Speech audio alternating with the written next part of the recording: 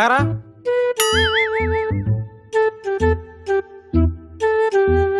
ఏటండి? ఇదిగో నెల రోజులు సరిపడ సామాన్లన్నీ తెచ్చాను, పండగ చేసుకో.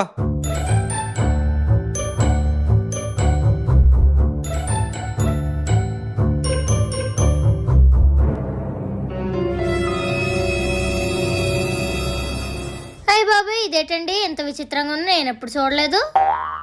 బీ దీని మీద ఏం రాసుందండి? ఓ ఇదా బీరే.